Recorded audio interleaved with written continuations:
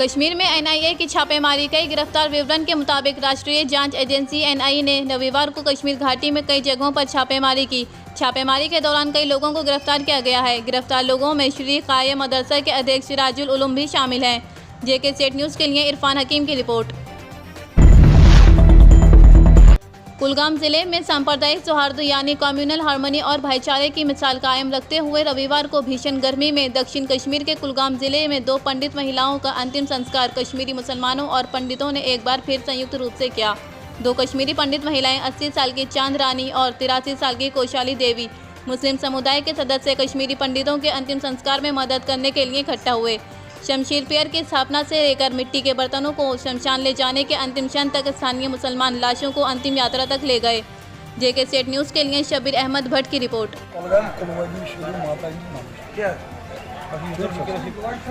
भाईचारा सजो पे सुर तो सुर रोज तो सजन बरादरी वनकन खड़ा यह वनकन योत कि माता जी गुजरे ये प्रसाद रोड।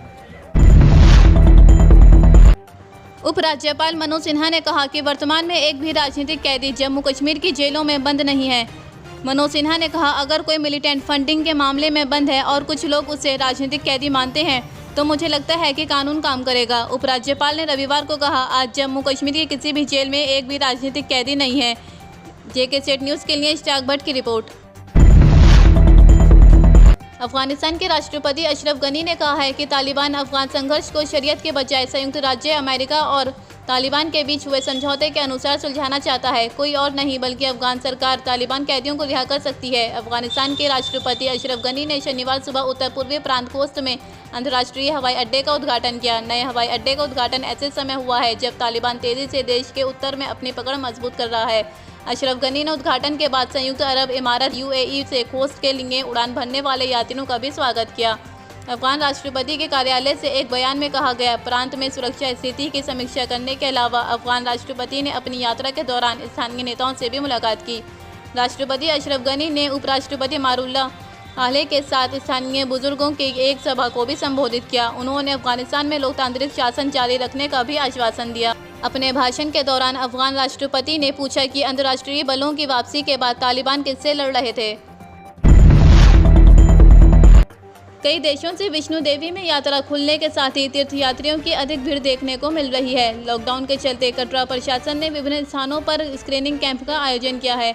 लंबी दूरी के तीर्थयात्रियों का प्रशिक्षण किया जा रहा है और दर्शनीय स्थलों की यात्रा के लिए भेजा जा रहा है, जिससे तीर्थयात्रियों में खुशी की लहर दौड़ रही है और बड़ी संख्या में श्रद्धालु दर्शन के लिए जा रहे हैं। करीब 1 साल बाद शहर तीर्थयात्रियों से गुलजार है और व्यापारियों का व्यापार फिर से शुरू हो गया है। कुछ तीर्थयात्री कटरा शहर में ठहरे हुए हैं और कुछ भवन के लिए किसी तीर्थ स्थान पर जा रहे हैं।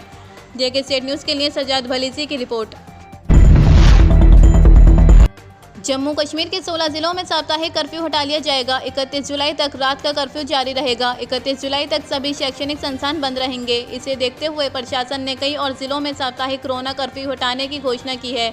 इस संबंध में जारी आदेश के अनुसार कश्मीर के जम्मू, कठुआ, सांबा, पुंछ, राजौरी, रामबन, किश्तवाड़ और उधमपुर के अलावा 16 जिले अनंतनाग, बंदीपुरा, बड़गाम, बारामूला, गांदरबल, पुलवामा, कुलगाम और शोपियान सहित साप्ताहिक कर्फ्यू अब लागू नहीं होगा और सभी बाहरी गतिविधियां हर दिन सुबह 7 बजे से शाम 7 बजे तक जारी रहेंगी। आदेश में आगे कहा गया है कि कोड एसओपी को लागू करते समय बाजार संघों को स्थानीय प्रशासन का पूरा सहयोग करना चाहिए। आदेश में आगे कहा गया है कि उन उपभोक्ताओं के लिए इंडोर शॉपिंग कॉम्प्लेक्स या मॉल खोले जा सकते हैं जिन्हें टीका लगाया गया है या कोरोना के लिए नकारात्मक परीक्षण किया गया है। मजिस्ट्रेटों को भी सभी उपायों को सख्ती से लागू करने के लिए कहा गया है। इसके अलावा आदेश में आगे कहा गया है कि जम्मू कश्मीर जिले के सभी विश्वविद्यालय, स्कूल, कॉलेज, कोचिंग सेंटर 31 जुलाई तक बंद रहेंगे और शैक्षिक गतिविधियां ऑनलाइन जारी रहेंगी। जेके सेट न्यूज़ के लिए जाकिर मलिक की रिपोर्ट।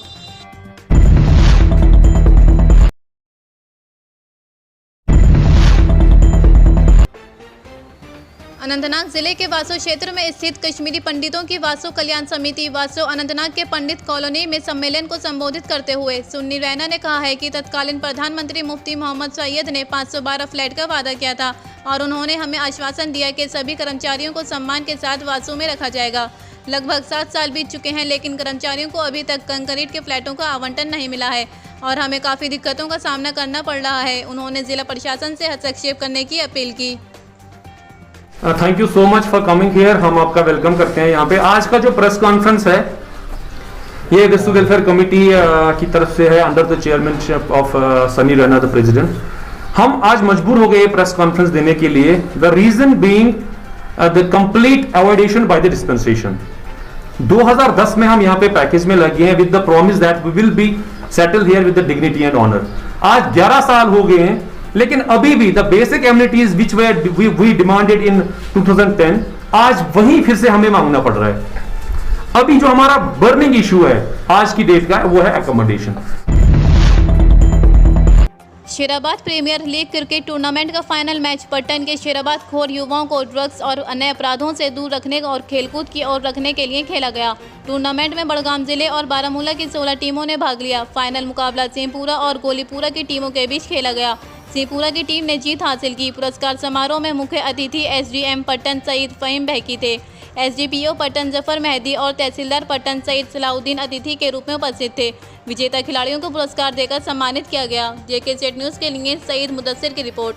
से यही दरख्वास्त करूंगा, जो हमारे यहाँ यूथ है उसकी जो हमारी पॉजिटिव एनर्जी है वो हम लोगों को इन्हीं तरीके से इसी प्लेटफॉर्म से जो है वो चैनलाइज करनी है टुवर्ड समथिंग पॉजिटिव, जो हमारे यहाँ माशरे में जो जेके स्टेट न्यूज़ के यूट्यूब चैनल को लाइक सब्सक्राइब कीजिए और बेल आइकन को दबाना ना भूलें ताकि आपको हमारे चैनल के लेटेस्ट अपडेट्स की नोटिफिकेशन मिलती रहे।